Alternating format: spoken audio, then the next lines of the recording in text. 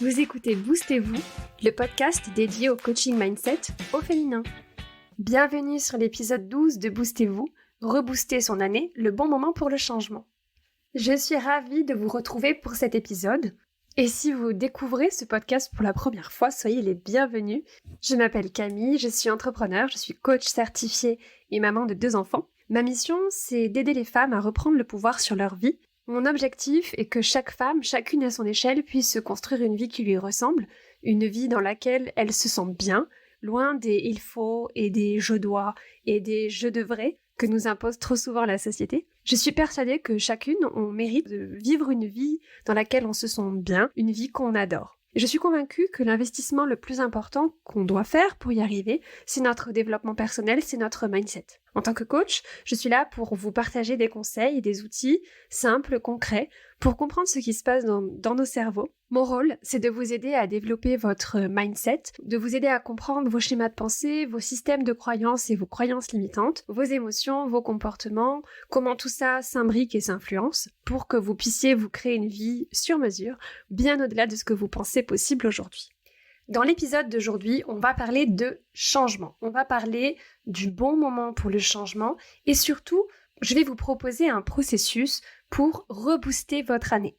Si vous écoutez cet épisode au moment de sa sortie, on est fin septembre, on attaque la dernière partie de l'année et donc on peut se dire est-ce que c'est le bon moment pour le changement. Rebooster son année, c'est quelque chose qu'on peut faire à n'importe quel moment de l'année. Donc si vous écoutez cet épisode en décalé par rapport au moment de sa sortie, ne vous inquiétez pas, il est tout à fait fait pour vous. Je vais vous donner des clés pour rebooster votre année. Je vous ai même préparé en parallèle de cet épisode de podcast un challenge pour vous aider à rebooster cette année. Que vous l'écoutiez au moment de sa sortie, c'est-à-dire au moment de l'entrée dans l'automne, ou que vous l'écoutiez à n'importe quel moment de l'année, il y a plein de contenus, plein de choses que vous allez pouvoir tirer et mettre en place suite à l'écoute de cet épisode. Avec l'épisode d'aujourd'hui, j'ai envie de vous aider à trouver des clés pour aborder le changement, quelle que soit la période de l'année où vous envisagez le changement, avec le plus d'intention et de présence possible. Vous aider à décider intentionnellement comment vous avez envie de vous comporter, comment vous avez envie de vivre les derniers mois de l'année 2022 si vous écoutez cet épisode au moment de sa sortie, comment vous avez envie d'aborder cette fin d'année, qu'est-ce que vous avez envie d'apporter à cette fin d'année. La fin d'année, c'est une période un petit peu particulière, juste après la rentrée de septembre. Septembre, c'est une grosse période en termes d'organisation, de charge mentale, de remise en question, d'envie, d'objectifs. C'est un petit peu comme le mois de janvier au niveau de tout ce qu'on peut parfois se mettre comme pression autour du changement, des objectifs à atteindre, des résolutions de rentrée, etc. Maintenant que c'est passé, on rentre un petit peu dans la routine du mois d'octobre qui approche. C'est intéressant de regarder ce qui se passe autour de cette période de l'année, autour de cette entrée dans l'automne. Il y a certains d'entre nous qui vont être à fond, qui vont être en mode bulldozer, prêts à y aller à 100%, qui veulent profiter de ces derniers mois de l'année pour atteindre tous leurs objectifs, qui commencent déjà peut-être à planifier leur année 2023 et qui pensent à tout ce qu'ils ont envie de vivre, d'accomplir, de faire avant que l'année soit terminée, qui commencent déjà les préparatifs des fêtes de fin d'année, quitte peut-être à s'épuiser. Il y en a d'autres à l'inverse qui sont déjà complètement épuisés, complètement à la limite du burn-out, qui en peuvent plus, qui ont juste envie d'une chose, c'est que le 1er janvier soit là et qu'on puisse tourner la page, prendre un nouveau départ et repartir sur une nouvelle base. Que l'année 2022 se termine le plus vite possible et que la nouvelle année démarre le plus rapidement possible. On a envie de jeter l'éponge sur 2022, se dire hop c'est terminé, on passe à autre chose, on oublie, un nouveau départ, besoin d'un nouveau projet, d'une nouvelle perspective, et cette perspective il arrive qu'on l'associe à la nouvelle année. Nouvelle année nous fait penser à de nouvelles opportunités, de nouvelles possibilités, de nouveaux projets, de nouvelles envies. On a juste besoin d'un nouveau départ et de pouvoir se donner l'opportunité de faire les choses différemment. Et c'est ce qu'on associe souvent avec la nouvelle année. Ce que je vais vous partager ici, c'est qu'en fait, on n'a absolument pas besoin d'attendre ni le mois de janvier, ni le mois de septembre, ni aucun autre mois de l'année pour s'autoriser à prendre ce nouveau départ dont on a besoin. Si on constate qu'il y a un écart entre notre vie idéale et notre vie actuelle, on peut s'employer à utiliser chaque jour, chaque mois, chaque semaine restante de l'année pour créer le genre de nouveau départ, le genre de reboost dont on a besoin, le genre de changement et d'énergie de changement dont on a besoin à quelques moments de l'année que ce soit. Le bon moment pour le changement, c'est maintenant. On peut décider que si on veut changer quelque chose, si on veut apporter une nouvelle énergie à sa vie, à son année, à son mois, à sa semaine, on peut le faire. On peut se donner l'autorisation de le faire. On n'a pas besoin d'attendre une date sur un calendrier pour décider de changer. Quand je parle de changement ici, donc comme je vous le disais, on sent une envie de changement à partir du moment où on constate un écart entre notre vie réelle, notre quotidien, et notre vie idéale. Ce changement, ça peut être un changement intérieur. On peut avoir envie de changer des choses dans notre relation à nous-mêmes, notre confiance en nous, notre estime personnelle, la façon de gérer nos émotions. On peut juste avoir envie de se sentir mieux. On peut avoir envie de changements extérieurs, donc de changements plus matériels, changer de travail, améliorer sa situation financière, aller vivre dans un endroit nouveau ou changer sa configuration familiale, avoir un enfant par exemple. On peut aussi avoir envie de changements en termes relationnels. On peut se dire qu'on a envie d'améliorer sa relation avec son conjoint, sa relation avec ses enfants ou avec un membre de sa famille ou des amis. On peut aussi avoir un changement en termes d'équilibre, se dire qu'aujourd'hui, l'utilisation qu'on fait de notre temps n'est pas le reflet de nos priorités et on a envie de réaligner, de rééquilibrer notre vie. Mais la perspective du changement peut avoir quelque chose d'un peu effrayant.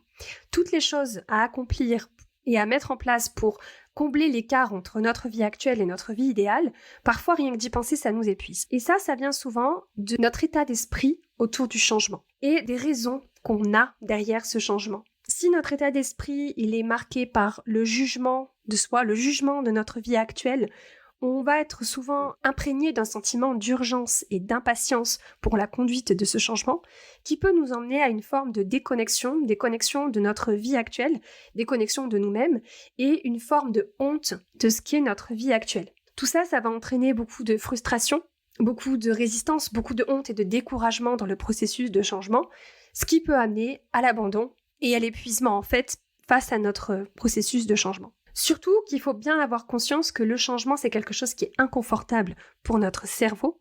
Notre cerveau aime la routine, aime la familiarité, aime les habitudes. C'est ce qui lui permet de fonctionner le plus efficacement possible en utilisant le moins d'énergie possible. Donc il faut être bien conscient qu'une démarche de changement, c'est très inconfortable pour notre cerveau. C'est pour ça que c'est important quand on a une envie de changement de ne pas miser que sur la force de sa volonté. Pour moi, le premier ingrédient pour un changement réussi, c'est de se reconnecter à son pourquoi.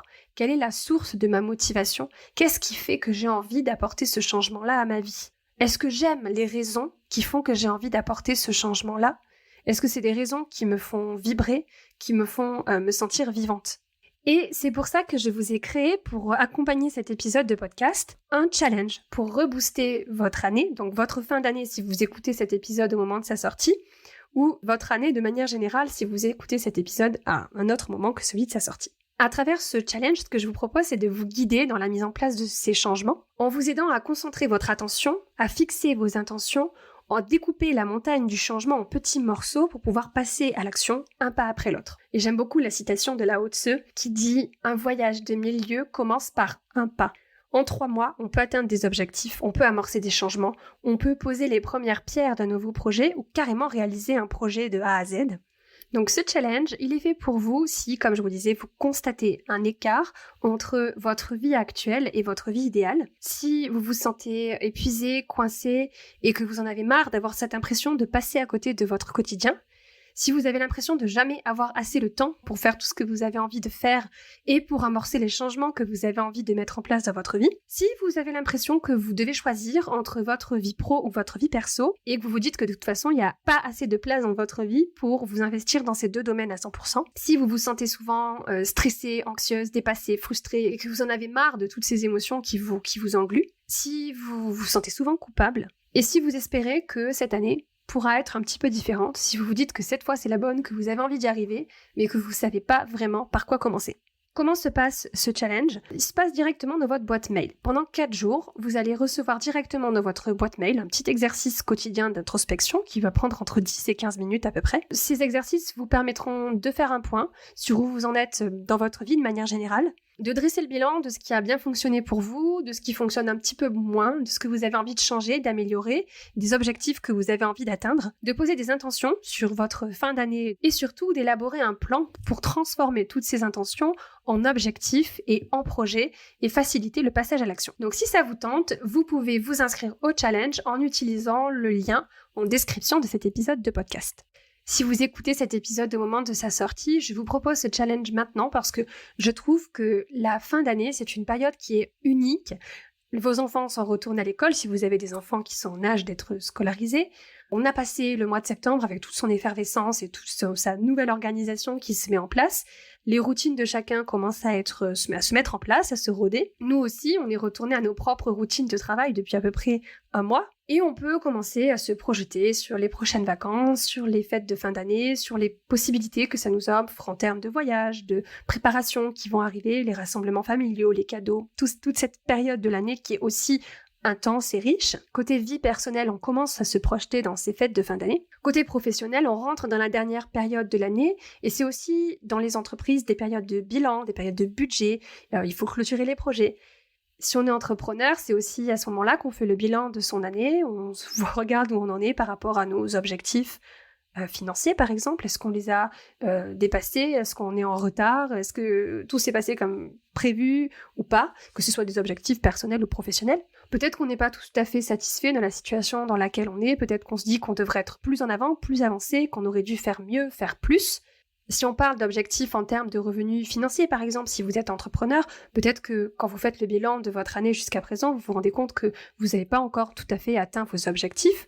Ou alors, si on prend un objectif plus personnel, par exemple, si vous aviez un objectif de perte de poids, admettons, j'avais prévu de perdre 5 kilos cette année, j'en ai perdu que 2, il me reste 3 mois pour perdre 3 kilos, ça va être chaud. Peut-être que vous aviez un objectif d'être plus organisé ou d'apprendre à mieux gérer vos émotions et que vous vous rendez compte que vous n'y êtes pas tout à fait, que vous sentez que votre expérience émotionnelle au quotidien n'est pas aussi agréable que ce que vous l'espériez. Bref, globalement, vous espériez être plus avancé à cette période de l'année, quels que soient les objectifs que vous aviez en tête. Quelle que soit votre réalité aujourd'hui, quelle que soit votre situation, j'ai envie de vous proposer quelques pistes si vous êtes en train d'écouter cet épisode, que vous pourrez emporter avec vous après l'écoute de cet épisode.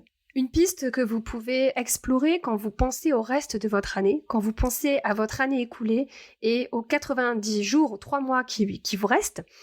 Et j'ai envie de vous proposer de vous fixer une intention. Décidez quelle est votre intention pour votre fin d'année. Quelle est l'intention, quel est le thème que vous avez envie de mettre dans cette fin d'année. Cette intention, j'ai envie de vous proposer de vous l'approprier et de réfléchir à comment vous pouvez la décliner dans tous les pans de votre vie, dans toutes les sphères de votre vie, que ce soit votre vie personnelle, votre vie familiale, votre vie professionnelle, votre vie sociale, votre contribution, etc. Quelle sera votre intention, quel sera votre thème, quel sera votre moteur, votre fil rouge qui va vous aider à avancer dans cette fin d'année. Par exemple, si vous avez eu l'impression d'avoir jusqu'ici une année très chargée, très dense, si vous avez l'impression d'être épuisé, d'être fatigué, d'être surmené, d'avoir trop de choses à faire, trop de choses à penser, d'avoir trop de charge mentale, trop dans votre vie, peut-être que l'intention pour la fin d'année, ça pourrait être la simplicité. Peut-être que ça pourrait être l'espace ou la tranquillité. Quel est le mot qui pourrait résumer au mieux votre intention pour cette fin d'année? Peut-être que vous avez eu l'impression d'avoir été un peu secoué, de ne pas avoir été tout à fait la personne que vous avez envie d'être dans vos relations, par exemple avec votre conjoint ou avec vos enfants. Vous avez peut-être manqué de patience, peut-être que vous êtes énervé, vous avez crié, vous avez été en colère. Vous n'avez peut-être pas été tout à fait la maman que vous avez envie d'être. Peut-être que dans ce cas-là, votre mot pour cette fin d'année, ce pourrait être la bienveillance, la compassion. Attention, pas forcément pour les autres, ça peut être aussi de la bienveillance et de la compassion que vous allez vous appliquer à vous-même, vis-à-vis de vous-même, vis-à-vis de vos émotions. Peut-être que cette attention, ça pourrait être la gentillesse, l'amour. Quel est le mot qui va vous servir de guide? Quelle est l'intention qui va vous servir de fil rouge sur cette fin d'année? Peut-être que vous vous rendez compte que vous n'avez pas eu la vie sociale que vous aviez envie d'avoir, que vous n'avez peut-être pas été tout à fait l'amie, la fille ou la sœur ou l'épouse que vous avez envie d'être pendant cette année. Alors peut-être que vous pouvez recentrer votre fin d'année sur la connexion, sur la relation, sur l'amitié, sur l'amour. Peut-être que vous avez travaillé à l'atteinte d'un objectif personnel ou professionnel, que ce soit relatif à votre santé mentale, à votre santé physique, à votre santé financière, à votre carrière, à votre entreprise. Peut-être que vous avez travaillé à l'atteinte d'un objectif et que vous êtes encore en chemin, vous voulez construire, vous voulez capitaliser sur cet élan qui vous a guidé sur le début de votre année. À ce moment-là, vous pouvez peut-être choisir comme intention, comme thème pour votre fin d'année, la croissance ou l'abondance. Ou alors peut-être que vous vous rendez compte que votre année, elle n'a pas été si drôle que ça, elle n'a pas été si fun que ça, que vous avez beaucoup tiré sur la corde, que vous avez été toujours dans le faire, toujours plus, toujours débordé, toujours fatigué. Peut-être à courir tout le temps partout, sans forcément avoir beaucoup de moments de joie et de détente. Peut-être que votre intention, ça pourrait être l'amusement, de remettre du plaisir, de la joie, du fun dans vos quotidiens, que ce soit au travail, en famille, à la maison. dans vos relations avec les autres et avec vous-même. Se poser la question de comment je peux faire de la place pour le fun, l'amusement, la joie dans mon quotidien. Peut-être que vous ressentez dans votre corps, dans vos tripes, que vous êtes fatigué et que vous avez juste besoin de vous reposer.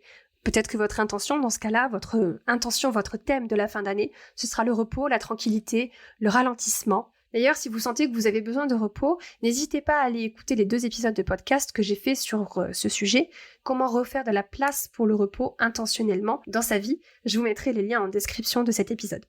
Donc voilà, je vous invite à faire cette petite introspection et de vous dire, ok, de quoi j'ai besoin? Si je devais donner un thème, une intention à ma fin d'année, qu'est-ce que ce serait? Et vous pouvez ensuite vous poser la question, comment cette intention, je peux la décliner, la matérialiser dans les différentes sphères de ma vie? Et vous pouvez brainstormer et utiliser toutes les idées qui vous semblent intéressantes et créatives. Quelles sont les actions que vous pouvez prendre pour faire de ce thème une partie de votre réalité? Les petites tâches, les petits actes du quotidien qui vont vous permettre d'être plus intentionnel sur cette thématique que vous avez choisie. Quelles sont les actions que vous pouvez prendre pour mettre ce thème au cœur de votre vie dans les mois à venir, afin que ce soit pas juste un truc utile en théorie, mais que ça devienne vraiment quelque chose que vous mettez en place, que vous réalisez. Fixer un thème, fixer une intention pour le dernier trimestre de cette année peut vraiment vous donner cette nouvelle perspective, ce nouvel élan qu'on associe parfois avec le 1er janvier. Moi, j'ai envie de vous proposer de le faire dès maintenant. Choisissez votre thème, choisissez votre thème pour votre fin d'année et essayez de décliner ce thème sur tous les pans de votre vie. Et si vous en voulez plus en termes d'élan et de boost pour votre fin d'année, pour revitaliser votre fin d'année, n'oubliez pas que j'ai créé pour vous ce challenge Reboost ton année sur 4 jours comme un moyen de faire une petite pause, de prendre un temps d'introspection, de réfléchir, de réévaluer et d'être beaucoup plus intentionnel dans tout ce que vous allez faire au cours des prochains mois. Donc rebooster votre année, c'est disponible entièrement gratuitement. Il vous suffit de vous inscrire en utilisant le lien qui sera en description de cet épisode de podcast et le contenu arrivera directement dans votre boîte de réception, un mail par jour pendant 4 jours pour que vous ayez le temps de le traiter, de le processer un jour à la fois pour rebooster votre année, repartir du bon pied et tirer au maximum profit de cette fin d'année 2022 et continuer sur votre lancée pour 2023. Et si vous avez envie d'aller encore plus loin dans la mise en place de vos changements, si vous sentez que le changement, c'est maintenant que vous avez envie de le mettre en place, mais que vous avez l'impression que toute seule c'est un peu trop lourd à porter pour vous, sachez que je réouvre 2 places de coaching individuel à partir du mois d'octobre. Donc si vous êtes intéressé pour qu'on travaille ensemble, n'hésitez pas à réserver un appel bilan. C'est une conversation en tête-à-tête entre vous et moi pendant 1 heure. Pendant cette conversation, en fait, ce qu'on fait, c'est qu'on dresse le bilan de là où vous en êtes aujourd'hui. On se projette sur votre vie idéale, on se donne l'opportunité d'imaginer à quoi ressemblerait votre vie idéale dans tous les domaines de votre vie. Et puis, on prend le temps ensemble de trouver des pistes pour combler l'écart entre votre vie d'aujourd'hui et votre vie idéale. C'est aussi l'occasion pour vous de me poser toutes vos questions sur ma vision du coaching et sur mon accompagnement, comment ça se passe, etc. Et c'est aussi l'occasion pour vous de décider si votre prochaine étape, c'est un accompagnement en coaching avec moi ou pas. Donc pareil, pour réserver, vous pouvez utiliser les liens en description de cet épisode. 2 places de coaching individuelles qui peuvent démarrer à partir du mois d'octobre. On arrive à la fin de cet épisode. Je vous souhaite une excellente journée, soirée, après-midi en fonction du moment de la journée où vous écoutez cet épisode. Et puis je vous retrouve la semaine prochaine pour un nouvel épisode. C'est la fin de cet épisode. Si vous entendez ce message, c'est que vous êtes resté jusqu'au bout et pour ça, je vous remercie du fond du cœur. Si cet épisode vous a plu, plusieurs options pour soutenir le podcast. Vous pouvez laisser un avis 5 étoiles sur Apple Podcast ou sur Spotify. Vous pouvez partager cet épisode, le podcast, autour de vous à toutes les personnes à qui il pourrait être utile. Vous pouvez aussi vous abonner au podcast sur la plateforme d'écoute de votre choix et vous serez notifié des nouveaux épisodes chaque semaine. Vous pouvez me retrouver sur les réseaux sociaux. Je vous mettrai tous les liens en description de cet épisode. Vous retrouverez sur le site internet wonderfulmaman.com les notes de l'épisode avec des liens vers les ressources dont je vous ai parlé. Et si ce que vous avez entendu ici vous a plu, rejoignez la newsletter de Boostez-vous. Vous y retrouverez mes meilleures astuces, mes conseils, des coups de boost et plein de contenus exclusifs. Vous aurez aussi accès à plusieurs cadeaux de bienvenue, mais je ne vous en dis pas plus pour ne pas gâcher la surprise. On se retrouve pour un nouvel épisode la semaine prochaine. D'ici là, je vous souhaite une belle semaine. Je vous dis à la semaine prochaine. Bisous!